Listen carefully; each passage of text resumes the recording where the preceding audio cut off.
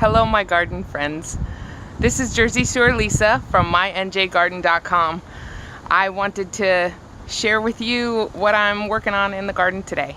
I know that spring is coming, and today is actually unseasonably warm here in New Jersey. So I can't help it. I just have to get out here and dig in the dirt and do some work. So that's what I'm doing. Today I planted some fava beans around the yard.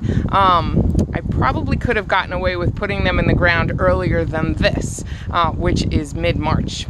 But I didn't get to do that until now, and it's supposed to rain later today, so I figured today was a good time to put some seeds in the ground. I put the fava beans along my fence and underneath quite a few of the fruit trees and berry bushes that we have here in the yard.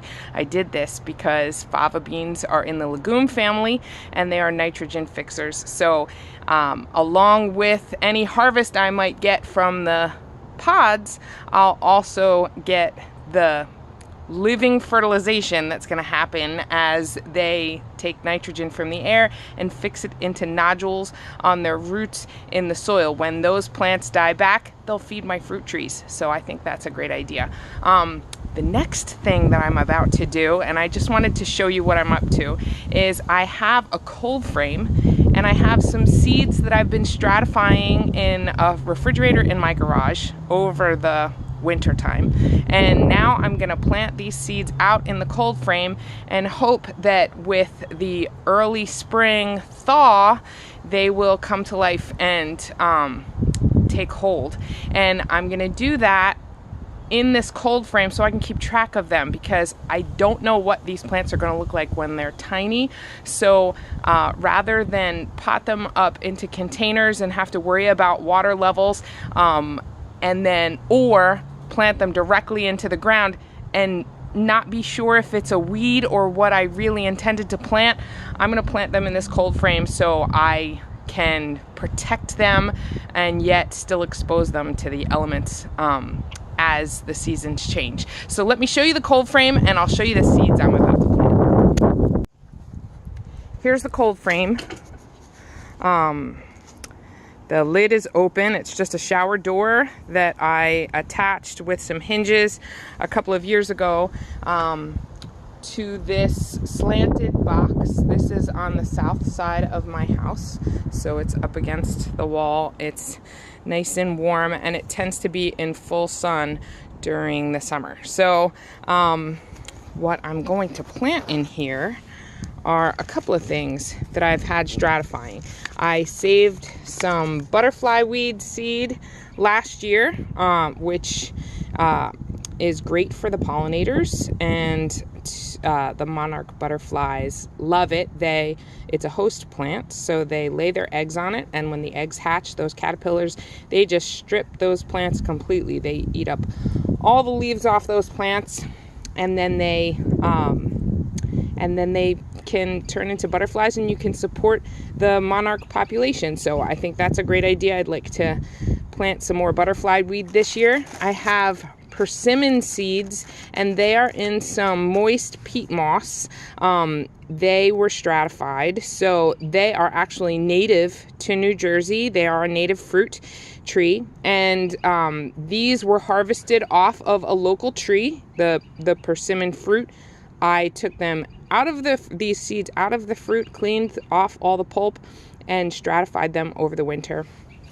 These are New Jersey tea seeds, which are notoriously difficult to germinate. So I've stratified them, and before I put them in the ground, I have to rub them between some sandpaper a little bit to scarify the seeds. This simulates the seeds actually going through the digestive tract of an animal. So hopefully that wears down the seed coating a little bit, makes it a little bit easier to germinate. We'll see how they do. It blooms. It's like a wild snowball bush. It blooms with balls of white flowers, and it's fairly low growing. It's about 2 to 3 feet tall, so it's a nice foundation addition or something within a regular flower bed. It's not super tall and leggy. And then it's also got these wonderful leaves all over it. The foliage can be made into a tea and was used during the Revolutionary War as a really tasty tea alternative to what was being shipped over by the crown. So that's what's interesting about New Jersey tea. I have heard that it is a favorite for browse of rabbits and deer. They love it, and they might chomp it all the way down. I do have, though there's no deer that visit me yet, there are quite a few bunnies that love my yard. So I'll see how it does with the bunny population. If not, maybe I can protect it with some wire baskets, so at least they can't browse it all the way down to the ground. Maybe if I protect kind of the base of the plant, it'll have the opportunity to recover if they do get to it at all. So that's what I'm going to try, and I'll let you know my success.